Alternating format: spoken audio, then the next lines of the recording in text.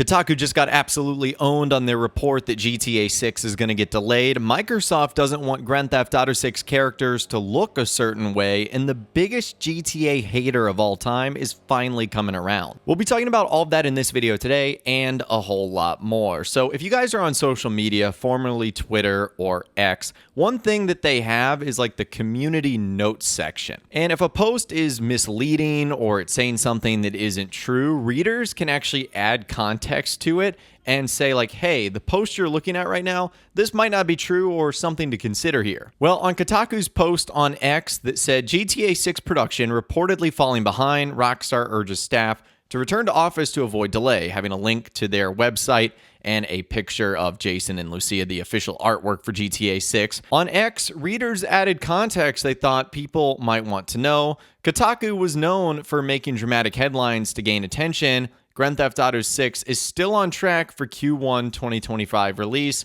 Delaying the game to fall 2025 or year 2026 was considered as a backup plan in case the development doesn't go well. So the community notes section is not 100% perfect because I don't like 1000% agree with that. It's not on track for Q1 2025. No one has confirmed that. Rockstar has only said calendar year 2025, and we still don't know if 2026 is considered the backup plan. It's just been what's reported. So this whole thing is just a giant cluster, a huge mess. But it really does seem like with this, or maybe this has been happening for a while, the community is really turning on Kotaku, at least with this in particular, because it's such a divisive topic of conversation, and the delay is not something that obviously people want to hear about. So maybe people are just more passionate about it than normal. But I did find that to be interesting. Sorry, Kotaku, you got community noted. I guess you could call it on X. I don't even know if that's a verb or if that's the right pronunciation or phrase for that sort of thing. But yeah, that's what happened on their end. They kind of got owned. Now, I can't believe I'm actually having to talk about this, but it is kind of relative considering the Grand Theft Auto 6 trailer had a lot of them. And that is Microsoft is cautioning developers to avoid adding curvy female characters. I kid you not. Microsoft is literally urging developers not to create female characters with exaggerated body proportions on their official site to support game developers. So the site, which is titled Product Inclusion Action, Help Customers Feel Seen, includes a bullet list of considerations they urge developers to make when working on their products. And there was one section in the article that expressly condemned certain female characters as reinforcing negative gender stereotypes. And one section posed a hypothetical question: are you reinforcing any negative gender stereotypes? With one bullet point saying, are you creating playable female characters that are equal in skill and ability to their male peers? Are your female characters equipped with clothing and armor that fits their tasks? Do they have exaggerated body proportions? Well, apparently GTA 6 did not get that memo, because basically throughout the entire Grand Theft Auto 6 trailer, you are seeing a lot of women with some exaggerated body proportions, whether they be twerking on cars or walking on the beach. Even our main character and protagonist Lucia has her own types of curves. And I'm not the only one that's noticed this. Even the voice and likeness of Michael DeSanta from GTA 5 also noticed just how, let's just say, big the butts are in the GTA 6 trailer.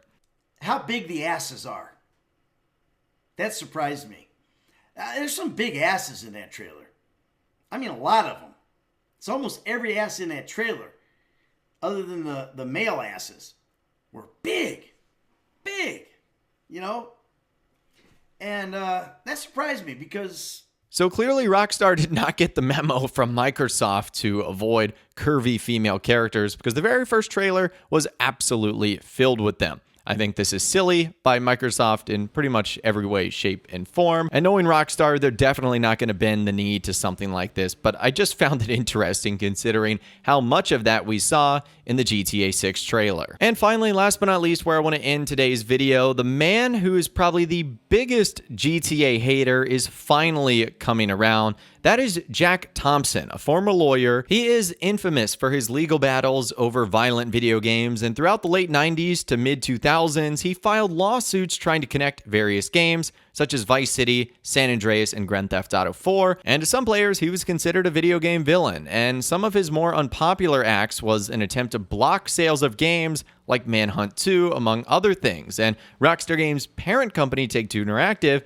actually hit back in 2007 with their own lawsuit again. However, last week, Jack Thompson actually went on a podcast, My Perfect Console, with Simon Parkin, and it looks like he has actually turned a new leaf, saying that video games can be good and that they have positive sides to things. I believe that video games have the capacity to cause some degree of harm to a person by the virtue of their systems and all of that, then I suppose the logic is that you must also believe that the right combination of story and gameplay has the capacity to enrich a person's life.